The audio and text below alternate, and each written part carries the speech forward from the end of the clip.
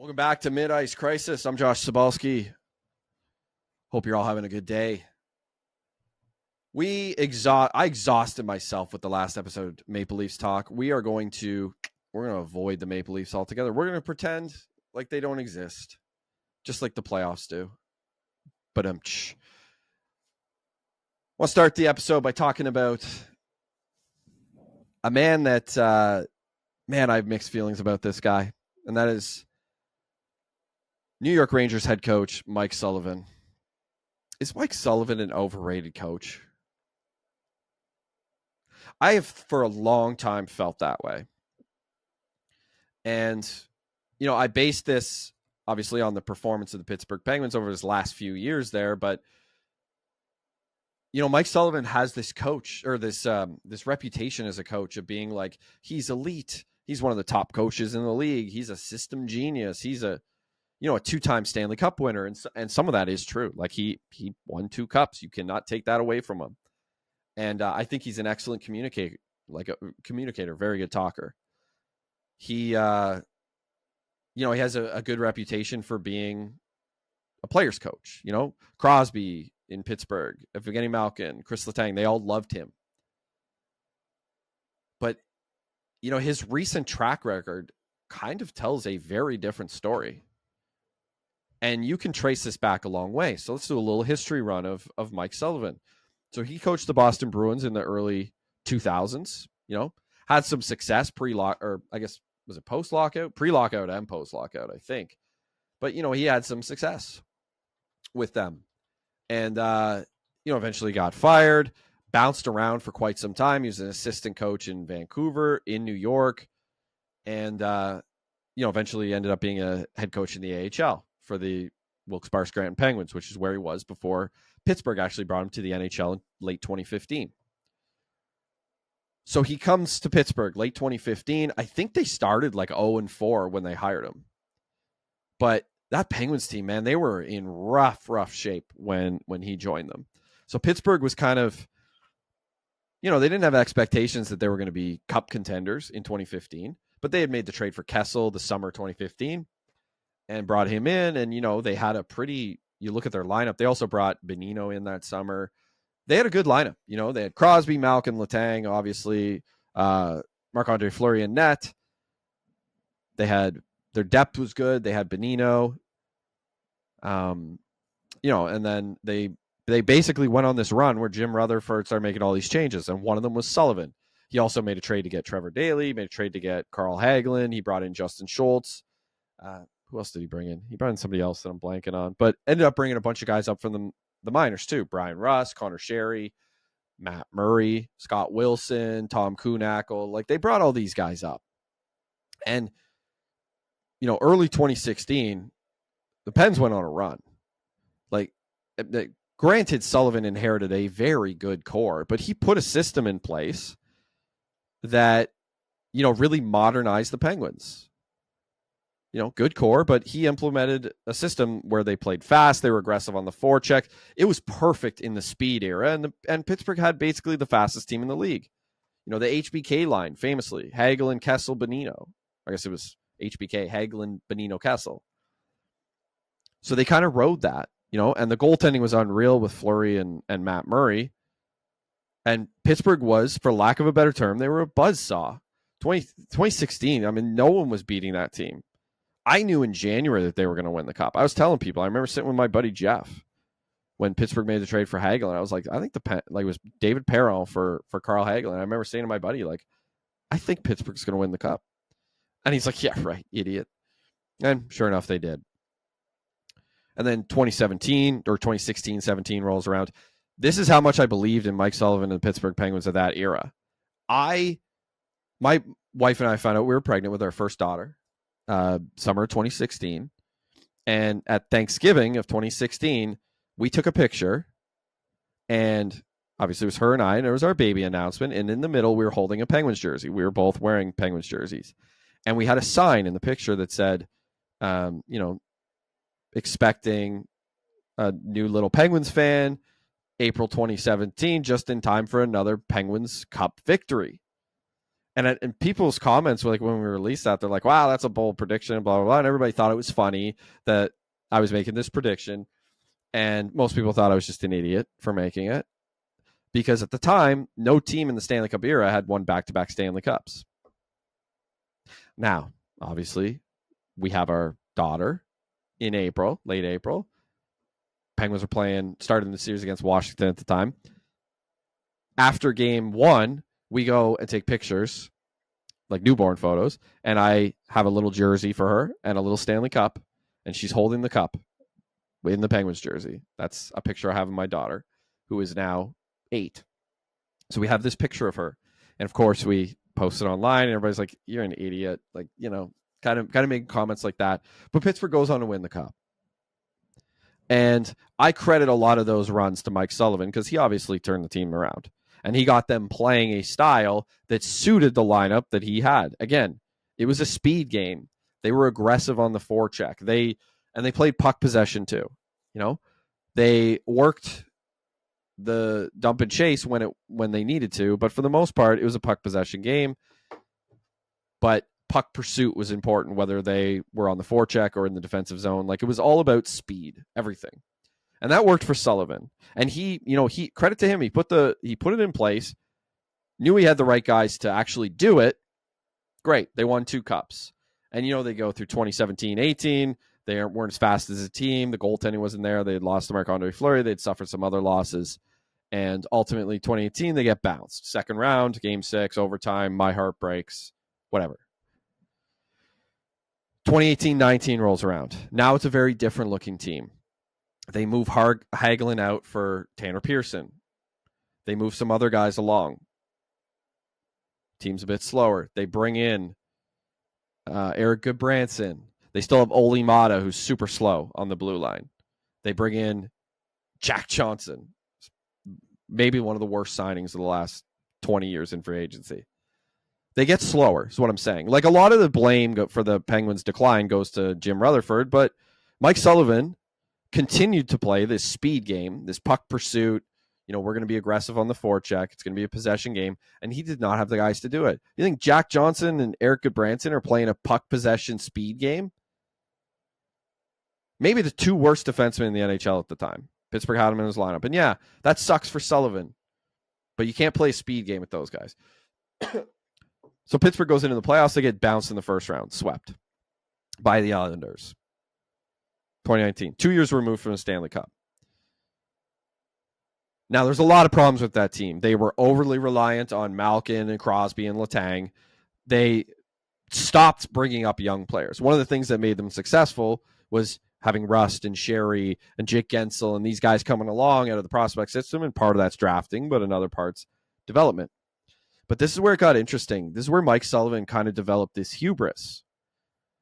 No young players, overly reliant on his veterans, not changing anything tactically, not bringing in a different structure defensively or offensively.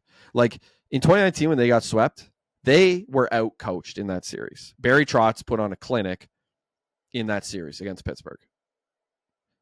Also, 2018, he did the same thing, except Barry Trotz was with Washington at the time, put on a clinic. Sullivan, for whatever reason, just didn't change the structure. And what that caused for Pittsburgh was that you watched their penalty kill start to fall apart. Their defensive zone systems would collapse under any type of pressure. And you do have to wonder, you're going into this period where you're not winning anymore, and you have the same voice kind of running things. You started to see it. It looked in Pittsburgh like there was locker room fatigue. Sullivan was preaching the same message that, they'd won cups with, but this is a different team that needed different tactics, different systems, but they're still running this speed and structure thing. The advantage that they had when they were fast had disappeared. It was gone. So Pittsburgh goes on. They get knocked out of the playoffs 4 years in a row in the first round. Then they miss the playoffs 3 times. And then Sullivan gets, to leave under his own terms, sign in New York. Now, through full transparency, I felt Pittsburgh should have fired him in 2020. Now, I know a lot of people say, well, it was the bubble. It was a weird time, blah, blah, blah. Sure. Yeah, totally. I can understand keeping him for that. I can even understand keeping him through 2021 because, again, they lost in the first round, but Tristan Jarry had a fucking aneurysm in the playoff. I don't know what he was doing, but he basically melted down, very similar to how Marc-Andre Fleury used to. And that was kind of the end of their playoff run. They had a great team. They won the division that year in 2021. So I can understand still keeping him at that point. But that's, at the end of 2021, that is 3 straight first-round exits and a second-round exit after 2 Stanley Cups. Now, I get it. Winning Stanley Cups buys you good graces. You get, maybe more leash than other coaches get. So fine. So then Pittsburgh goes into 2022. They're up 3-1 in the series against the Rangers. Crosby gets knocked out of the series. They lose in Game 7. Again, I would have fired him in 2020. I certainly would have fired him in 2022. But Sullivan kind of got saved by circumstance because Pittsburgh had to play Louis Domingue for most of the series. They had Tristan Jarry back for Game 7, but he was basically playing with like a broken foot. But they took it to 7 games. Obviously, they melted down, fell apart. They had lost Crosby for part of the series. And, of course, they didn't have Casey DeSmith or Tristan Jarry for most of that series. They relied on a third-stringer AHL goalie in Louis Domingue. They still almost won the series. So a lot of people looked at that and they go, well, Fleury or Sullivan deserves another chance. He carried them this far. So he got it. In 2023, they missed the playoffs. 2024, they missed the playoffs, and then they missed the playoffs last year. And finally, they make the change, which brings us to today. And here we are with Mike Sullivan, now the head coach of the New York Rangers. And the Rangers obviously needed a new voice behind the bench. They had just a meltdown last year. And they hired him, they had their reasons. Stanley Cup pedigree, his structure. Again, he's known as a structured coach. His discipline, his communication skills. The dude can still talk. And you look at what he got in New York, not unlike Pittsburgh. Basically, Sullivan left Pittsburgh to go the exact same situation in New York. You have an expensive, old, skilled roster. You've got Panarin. You've got Zibanejad. You've got Adam Fox. You've got Shesterkin and Nets. You've got Lafreniere, who's young, but still. You have a team that kind of expected to compete for a cup a year ago. They still, you sort of hope they could, with Sullivan's tutelage, they can kind of get back to a Stanley Cup. But the reality is they look as stagnant as the Pittsburgh Penguins did for Sullivan's last 7 years in Pittsburgh. They do. They look disorganized. They look like they're playing the wrong style. There is a lot that's going wrong in New York, and I wanted to get into that a little bit because I see so many parallels between the Rangers and the Penguins. It's wild. So what do I see? Well, just like Pittsburgh, their offense is very perimeter focused, right? Their zone entries are extremely predictable, which is what Pittsburgh was for the last few years. The power play relies on individuals. There's not structure there. I don't know if you remember this, but 2 years ago when Carlson came in, Pittsburgh had like the worst power play in the NHL, or one of them. And if you looked at the offensive talent that they had, it was pathetic. You had 4 Hall of Famers on there and Brian Russ, and Pittsburgh couldn't score a power play goal to save their lives. Now in Pittsburgh, they didn't have a real big problem with stars underperforming, with Crosby being there. He was always consistently, terrific. But the last couple of years, Malkin didn't perform well. Now, granted, he's getting older, slower, all that fun stuff, but Letang wasn't great. Carlson, who won his 3rd Norris, came over to Pittsburgh and wasn't good for 2 years and has had some comments that kind of make it sound like he's shitting on Mike Sullivan, if you listen to his comments last weekend. Seems like a lot of the same stuff, right? Kind of seems like deja vu. Here's another big piece of deja vu.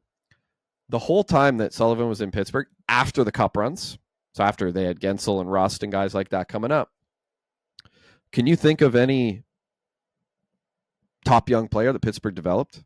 Now, granted, Sullivan doesn't draft, but the guys still come to Pittsburgh and play. Can you think of any young guys that came up to Pittsburgh and were like, oh, this is a really good player?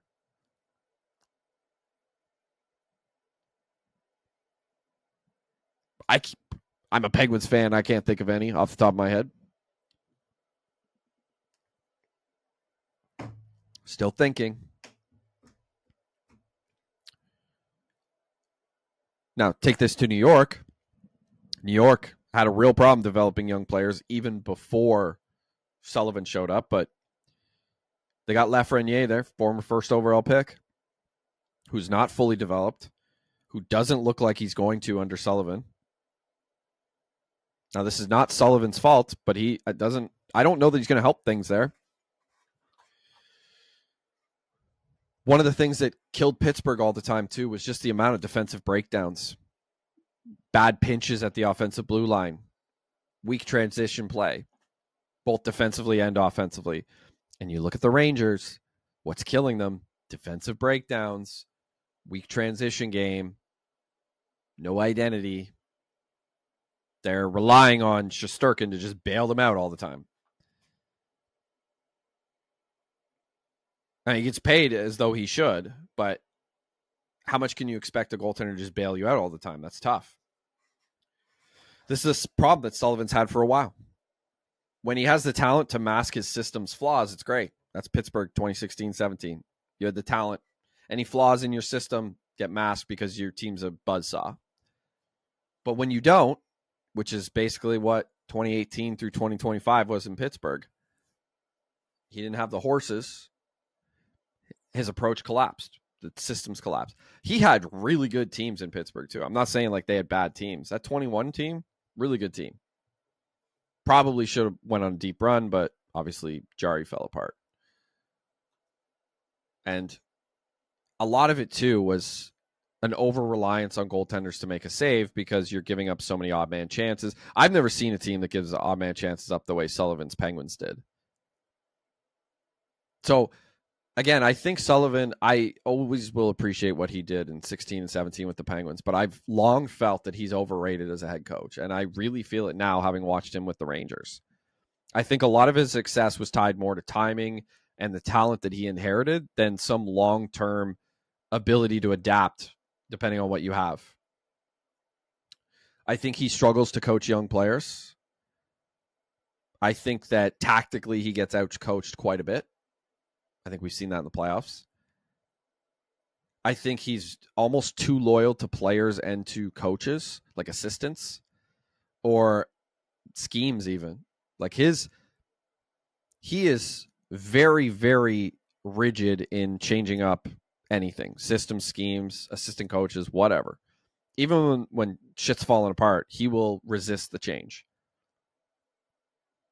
And you want to talk about loyalty to players? He consistently played Jack Johnson when everyone in the world except Mike Sullivan knew that Jack Johnson was probably the worst player in the NHL. He would do that and then turn around, and if a young player like a Daniel Sprong or someone like that made one mistake, they sat on the bench.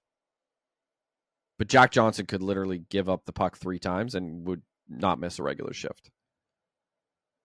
So, you win 2 Stanley Cups, you get the genius label put on you. And I think Mike Sullivan's a very good communicator. I just don't think that he's as good a coach as a lot of people think he is.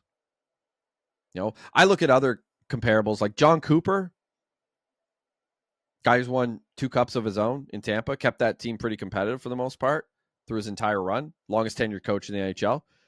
He's constantly evolving his systems, based on who he's got, because they've had to turn that roster over. Rob Brind'Amour, to a lesser degree, obviously never won a cup as a coach, but he too willing to kind of change things up a bit.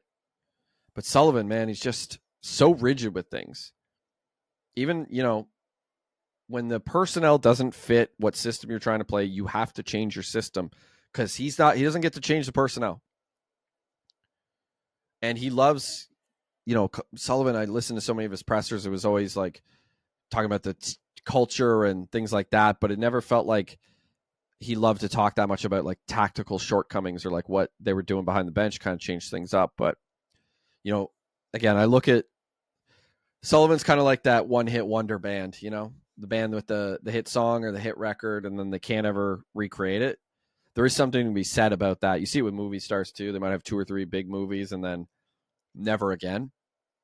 And I wonder with Sullivan, like you taste the early success, you get the big money, and what does it do to your ego? What does it do? Like, do you think you are smarter than you are? I've never got the big money or the big prize, so I don't know for sure what I would do, but I do feel like a lot of people, once they do reach kind of the pinnacle, it's really hard to get back there because, you start to believe you're smarter than you are.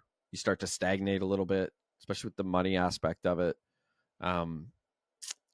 Yeah, and people figure you out. The NHL figured out how to coach against Sullivan's teams, and it doesn't seem like he wants to adjust.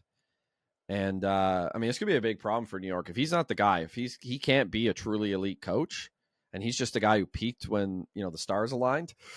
Damn, man! Like, what does New York even do at that point? You've given Shesterkin all this money. You've given a lot of guys money. You got Panarin as a free agent next year. Like, you're gonna have to turn this thing over, and I don't know how you do it. How you unwind all this whole thing. But anyways, comment below. What do you think on Sullivan? Is he actually an elite coach, or is he a guy who just peaked at the right time? Actually, I want to play this. Like, just go back. Like, I do like Sullivan, but I think he can be a good coach, but he kind of needs to get out of his own way. I want to play this clip a little bit, just to talk a little bit about his communication ability. This is an availability from a couple days ago.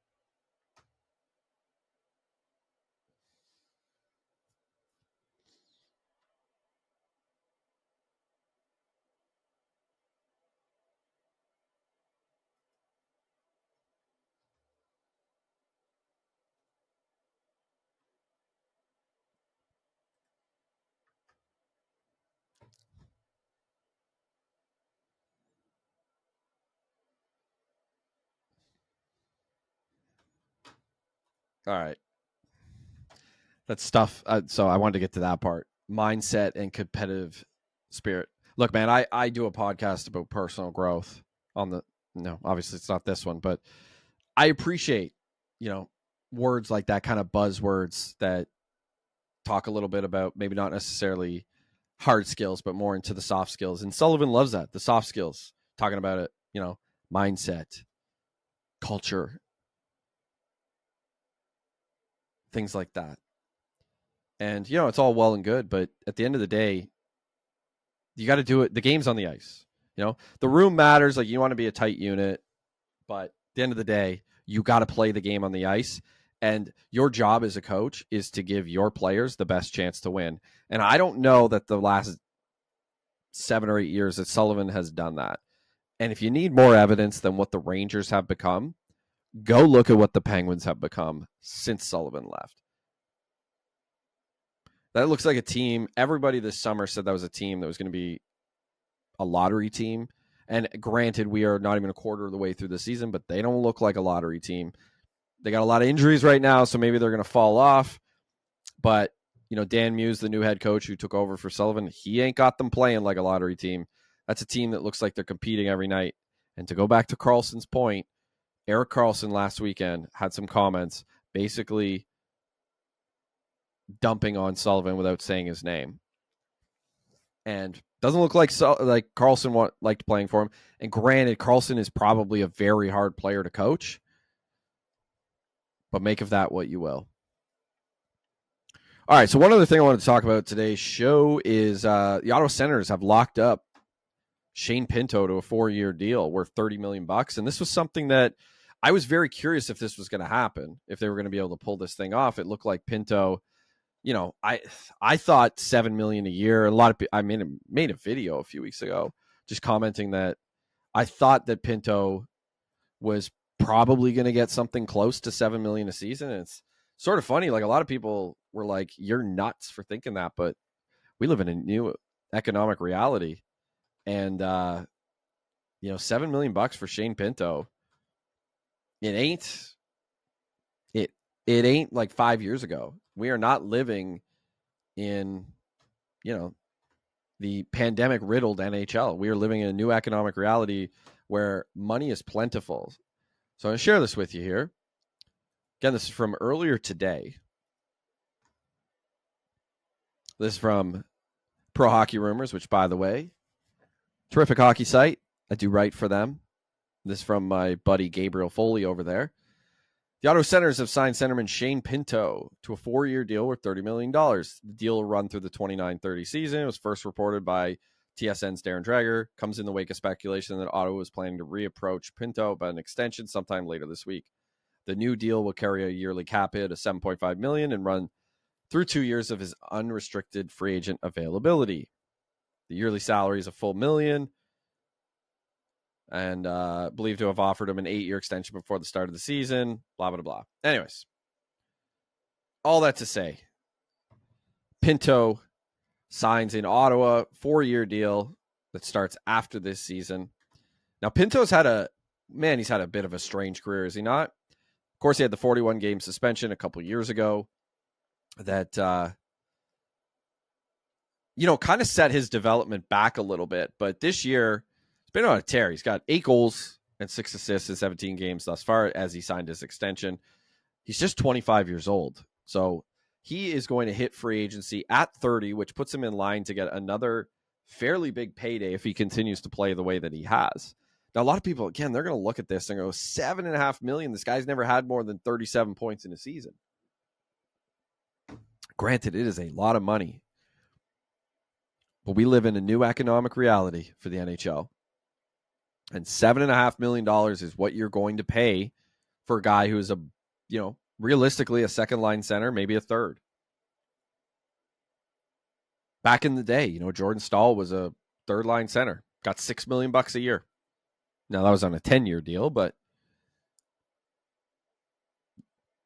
inflation, baby. Inflation. That's what you're looking at. I like Pinto personally. I think Pinto is very underrated. I've liked him for a long time. I kind of thought, I kind of hoped always that he'd end up with the Penguins. I always saw him as, man, what a good fit for a third line center when Pittsburgh was, more in the competitive window. There was talk years ago too about him being part of a trade for Jack Eichel to Ottawa. I mean, I think that was just chatter, but Shane Pinto signs in Ottawa, and for Ottawa, they got a lot of money tied up in a lot of players, but I don't particularly hate any of their big contracts. The Jake Sanderson deal, the Stützle deal, to me, $8 million for those guys per season, pretty fantastic. The Tkachuk deal still aging very well, even though he's injured right now. But beyond that, like the Shabbat deal, maybe some people might look at that as it's maybe not the best deal in the world for him. He's making $8 million as well. That one was one of the earlier ones. I think it's only got like 2 years left on it, but Ottawa's not positioned bad. They haven't been great to start the season, but I think a lot of that kind of boils down to their goaltending. They did go on a run as of late, but they're 7th in offense in the NHL. Their defense and more their goaltending has not been good. They're one of the worst teams in the league in terms of goals against, but they're doing all this without Tkachuk, who's been out since October 13th. So he's going to be back soon. So like I look at it, they're not even really getting that much luck. Their PDO is 100.4. So it hasn't really been luck that's done it. And they're sitting at 3rd in the division. If they can get the goaltending together, if they can get Linus Ullmark to play like a former Vezina winner, they'll have something cooking. But he's got an .870 save percentage right now. His goals against well over 3. And his goals saved above average is minus 9.5. And that's not going to cut it. So if this team is going to go, Ullmark's got to play a lot better. But offensively, getting a point a game from a few different guys. Stützle's close. I think he's just one off a point a game. Batherson's been a point a game player. Pinto's not far off. Cousins, I think, is like 0.7 points a game or something like that. So they're getting a lot of contributions. You go down that lineup, they're getting a lot of offense. And I think they're going to be fine. I think this Pinto signing is huge for them. They're right in their competitive window. I don't know that they're a Stanley Cup contender this year, but they're a good team. I probably wouldn't want to play them in the playoffs. Not in the first round, we're going to see where it all goes, but they've kind of stacked this thing up to have a bit of a window here to be competitive. Again, they don't have any real albatross contracts. Although if Ullmark keeps playing the way he is, they might run into one that becomes problematic. But they're going to have a few guys to sign. You know, Batherson's going to come up in a year or so. But the only one that could be an albatross is Ullmark, who's making well over $8 million a year. I think he's making like 8.35 or 8.25 or something like that. But yeah, you know, you got Stützle for another 4 years after this one, Tkachuk for another 2. You got Cousins signed for another 4. Batherson signed till the end of next year. And now you got Pinto locked in. Greg's locked in too. And then on the back end, you got Sanderson till 2032. Pretty solid. You know, pretty solid group. So watch out for Ottawa. This Pinto signing is huge. It was kind of a talking point that was probably going to carry through the season. They get him locked up at 4 years. I like it for Ottawa. I like Pinto. I think they paid a bit of a premium to go shorter term with him, but for him too, if he's the player that it certainly looks like he is, he's going to get another payday in 5 years, and he'll be 30 years old. It should be a sizable one. So stay tuned to see where that one all goes. All right, one more thing I want to talk about, and I'm going to sort of stick with Ottawa here on this one, but this is a little outside of the NHL, but Ottawa last week voted, the city government voted to basically fund an arena for the 67s, or fund to upgrade the arena for the 67s. So OHL team, if you don't know the Ottawa 67s, they currently play at Lansdowne, which is kind of downtown Ottawa. And there's a bit of a dispute going on with the PWHL team, which is the women's hockey team that's here.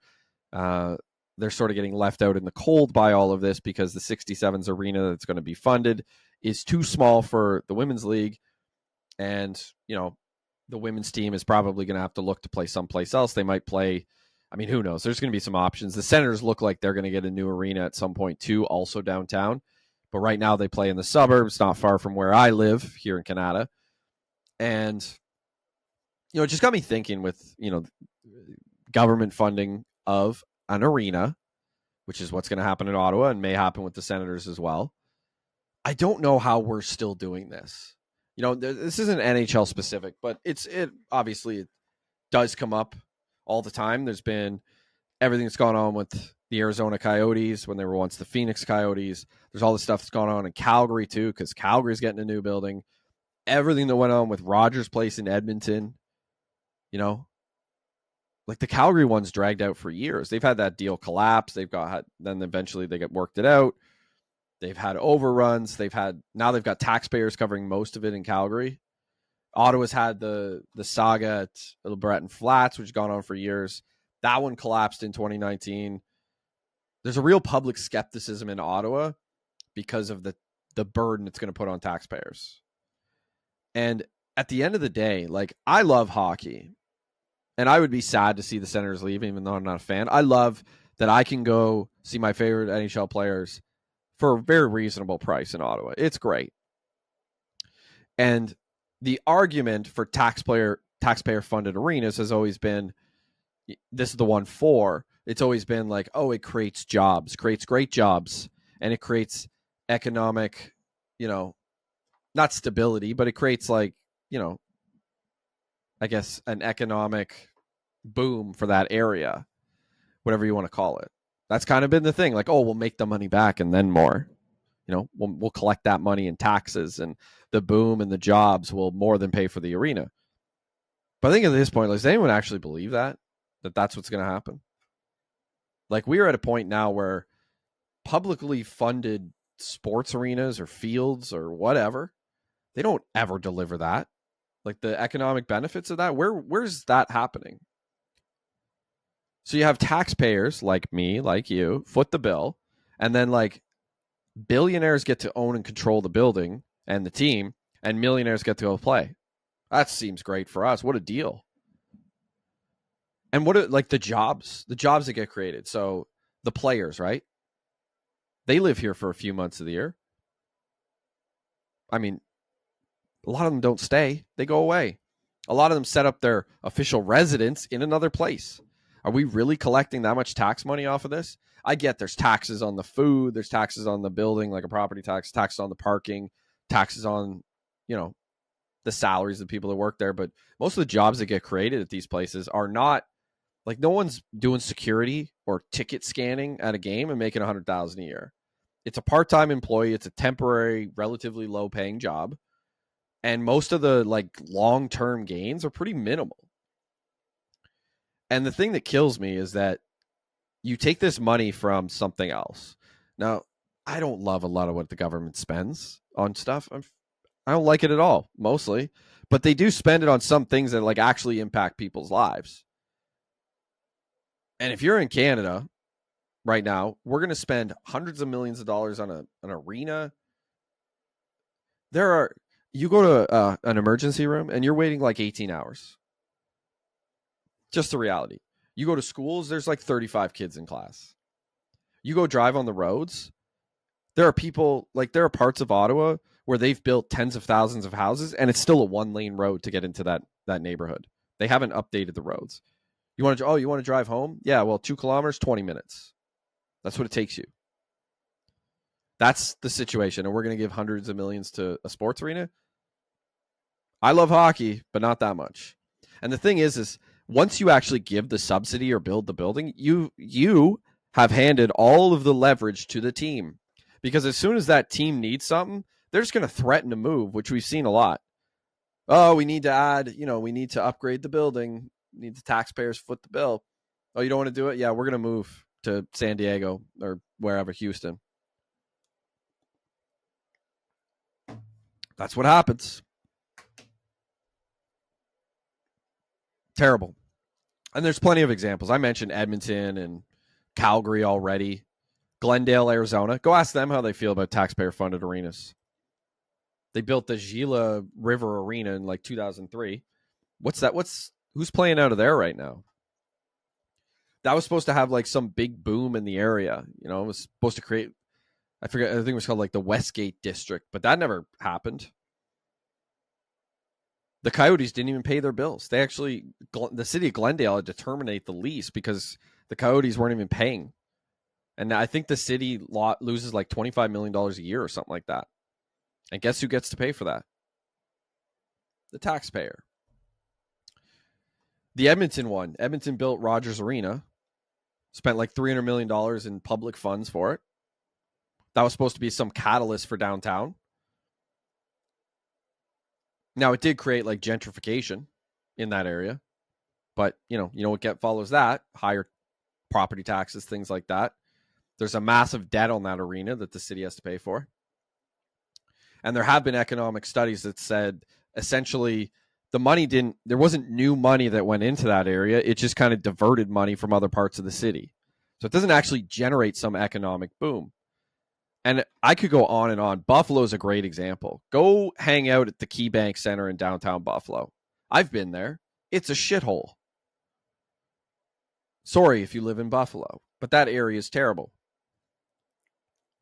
The city, you cannot tell me that Buffalo's had a boom since they put that building in there. The owners have. I mean, that franchise has gone way up in value, but, that's it. And now Ottawa's going to try it. We're going to see what happens. But you can go look up the economic studies on this. There's the Brookings Institute that did one. There's University of Maryland did one. Basically, you do not get, like the one in Maryland, basically they said you get 20 cents back for every dollar that you put out for the arena or the building. And Brookings said that 85% of publicly financed sports venues don't generate any positive economic impact. So why are they still doing it? And the fact is that the reality as far as like the economic boom is that when a team comes to a town, most fans don't just all of a sudden have extra money. Like if Ottawa got an NBA team, I don't all of a sudden have an extra $1,000 a year to be like, oh, we have basketball now. I'm going to go make an extra $1,000. That doesn't happen. The fans just take their money from over here. Maybe they're going to spend it on whatever, beer and cocaine, and they're like, I'm going to go to a basketball game now. They're just spending it at a different place. I'm obviously being ridiculous, but that's what happens. You just redirect your spending. You're like, oh, we have a hockey team or a basketball team now. I'll go spend money on that instead of spending it at a bar or whatever. So you're not really generating new spending. It's just people just put their dollars in a different place. I don't understand this argument for having like publicly financed sporting venues. It's nuts. I haven't even gotten into like the moral or the social argument of it all. But like, you know, I've seen so many people, this always makes me laugh, where they're like, I hate socialism. And then they're like, yeah, let's build a sports arena for my favorite team. That's my favorite one. You're going to socialize the gains to the billionaires. Or I guess and socialize the losses to the taxpayer. We're going to subsidize a billionaire. That's fun. And teams are really good at exploiting like civic pride when they do this. And they use it to, you know, put pressure on cities. Look at Team X. We went so deep in the playoffs, and now your mayor doesn't want us to have a new building. It makes like local governments become kind of hostage. They get held hostage over these things, especially the relocation threats. So look, man, I want to have a team here in Ottawa, but I don't want to pay for their building. I don't mind buying tickets, buying popcorn, paying for parking, whatever, if I go to the thing. But I don't think like Jim working at the factory down the street who doesn't know what hockey is should have to pay for it. So I don't know where it's going to all go, but the one in Ottawa right now is particularly with the OHL team. It's particularly interesting because it's an OHL team. It's not an NHL team, and we're going to shell out hundreds of millions of dollars. I don't know. You tell me in the chat. Would you pay higher taxes so that a billionaire gets a building to put his millionaire players in? I sure as hell don't want to. Anyways. I want to thank our sponsor for today's episode, which is Cwench. Head on over to quenchhydration.ca. Use the promo code Second Story Pod. Again, that's quenchhydration.ca/Second Story Pod. Get yourself 15% off. That is Cwench Hydration. I want to thank everybody for tuning in today. Hope you enjoyed the episode. We'll be back on the next one. Take care.